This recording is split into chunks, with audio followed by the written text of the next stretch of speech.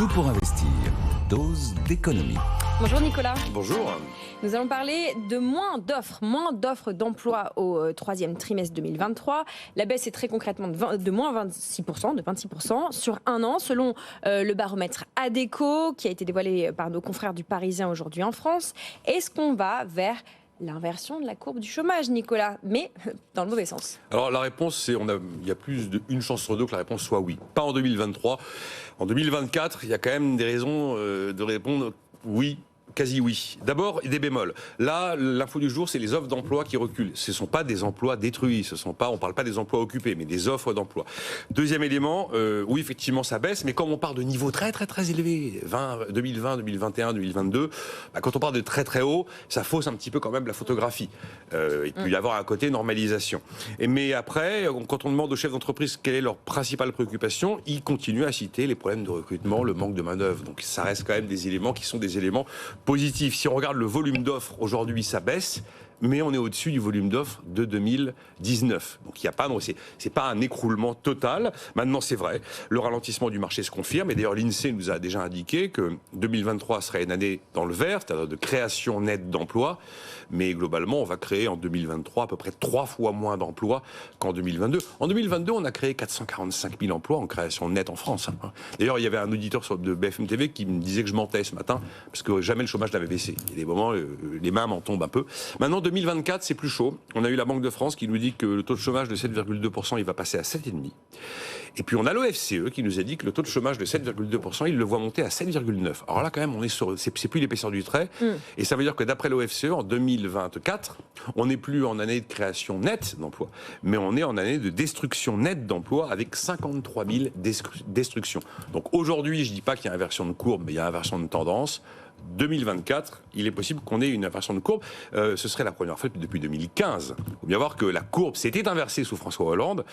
Trop peu pour que politiquement ce soit vendable auprès de l'opinion, parce qu'on était en train justement de passer d'un camp à l'autre. Mais cette inversion de courbe, elle est là depuis maintenant bien longtemps. Et on a eu des créations d'emplois absolument historiques. Bon, il reste qu'il y a un ralentissement du marché de l'emploi. Qu'est-ce qu'il explique? Alors, ce qu'il explique, c'est le ralentissement de l'activité, incertitude géopolitique, évidemment. Également, la fin du quoi qu'il en coûte. On a mis une partie de l'économie sous perfusion. On a maintenu artificiellement en place des entreprises, des emplois. Quand on débranche la perf, l'anesthésie s'en va. C'est là que ça fait mal, bien sûr. Et d'ailleurs, on voit que le retour des défaillances d'entreprises, qui avaient un peu disparu, on a retrouvé des niveaux qui sont proches des niveaux d'avant Covid, ce qui est logique d'ailleurs. Et puis, il y a un autre effet qui est structurel, c'est qu'on a réformé les retraites, mais ça augmente le nombre d'actifs sur le marché. Et donc, en 2024, sous l'effet de la réforme des retraites, on va avoir 200 000 actifs en plus. Après, vous avez d'autres éléments. Recul du nombre d'emplois aidés. On est probablement arrivé à un plafond de l'apprentissage qui a été un extraordinaire accélérateur ces dernières années. Là, on est à 1 million d'apprentis. Il y a peu de chances qu'on monte à 1,3 million ou 1,4 million. Il y a aussi une panne du logement. Qui dit panne du logement dit deux choses. D'abord, panne de la mobilité géographique. Panne de mobilité géographique, c'est un terrible frein à l'emploi. Et puis, panne du logement, panne de la construction. Objectivement, quand vous avez un secteur comme celui-là qui est dans la panade comme il l'est, il y a un moment, ça se paye en termes d'emploi. Et puis enfin, il y a un dernier élément. On a eu des très belles années, contrairement à ce que pensait cet auditeur sur le front de l'emploi, mais notamment pour plein de bonnes raisons, mais une très mauvaise raison. C'est que ça fait maintenant 4 ans que la France enregistre des pertes de productivité et plus des gains de productivité. Et évidemment, quand la productivité décline, ça veut dire qu'on va chercher plus de monde pour faire le même job, donc on crée des emplois. Si la productivité repart, là, vous inversez complètement le mécanisme, et là, vous avez mécaniquement un effet négatif sur l'emploi. Donc, plus de gens sur le marché avec la réforme des retraites, une productivité qui pourrait repartir, vous avez des éléments structurels qui plaident pour effectivement l'inversion de la courbe en 2024. Voilà, il faut écouter BFM Business, pas BFM TV pour vous en convaincre. Mais non, il faut écouter partout. Non mais attends, j'ai des réactions extraordinaires. Quand on annonce que le baril de pétrole est à $90 et que des gens m'écrivent qu'il ne fallait pas voter Macron, Bon, parlons de solutions. En avez-vous est-ce que vous pouvez nous faire un petit panel des solutions qui pourraient éviter une vraie reprise du chômage? J'ai 11 solutions là. Vous n'avez pas 11 minutes. Non, j'ai pas 11 minutes. Bon, je pourrais vous les citer: croissance économique, formation, éducation, flexibilité du marché du travail, innovation, éventuellement recours à la politique fiscale et budgétaire, soutien à l'entrepreneuriat, lutte contre la discrimination à l'embauche. Excellente liste de 11 solutions dont je ne suis pas l'auteur. Je suis allé sur ChatGPT et j'ai tapé comment relancer l'emploi, comment lutter contre le chômage. Et ChatGPT, qui n'a rien inventé, puisqu'elles sont toutes connues, ces solutions, et évidemment elles sont toutes justes, m'a fait une superbe liste, une super mode d'emploi, de politique de l'emploi en France. Je me suis dit, en voyant ça d'ailleurs, c'est drôlement bien fichu, c'est peut-être pas la peine de commander des rapports, hein, il suffit d'aller sur ChatGPT. Alors en fait, la principale, c'est qu'il faut surtout conserver la politique de l'offre. Et la politique de l'offre, c'est la politique pro-business. Elle aussi, elle est engagée, comme par hasard, sous François Hollande à peu près.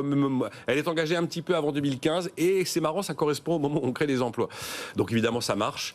Et donc c'est la politique pro-business. Et donc en fait, sur le budget 2024, cette fameuse CVAE, cet impôt de production dont la suppression définitive a été étalée sur 4 ans, je me dis, il n'est pas trop tard pour la remettre intégralement en 2024 et retirer les 4 milliards intégralement en 2024. À mon avis, c'est un élément clé. Et donc ça veut dire que oui, on fait 1 milliard et pas 4 en 2024 aujourd'hui. Dans ces cas-là, on se débrouille pour trouver les 3 milliards ailleurs. Et honnêtement, ça se trouve, 3 milliards sur 1300 milliards de dépenses publiques. C'est pas le Pérou. Donc ça, c'est vraiment l'élément ce matin qui me saute aux yeux. Après, sur les 11 pistes anti-chômage de ChatGPT, je trouve qu'il en manque 2 quand même essentiels. L'enjeu de la politique du logement, j'ai parlé de la mobilité géographique. Et puis aussi l'enjeu de la naissance de la filière verte. Parce que la filière verte, le vert, c'est cher, mais le vert, c'est aussi une révolution industrielle. On pourrait, comme quoi ChatGPT, c'est très bien, il sait très bien fouiller dans ce qui existe déjà, il ne pense pas forcément à ce qui va exister. Voilà, d'ailleurs, à 11h45, on parlera du vert, de la filière verte. On réfléchira à comment financer les projets d'énergie renouvelable et aussi de rénovation. Ce sera peut-être un élément de réponse ou d'espoir par rapport à ce que vous venez de nous dire, Nicolas Dose. Merci beaucoup pour ce point d'écho.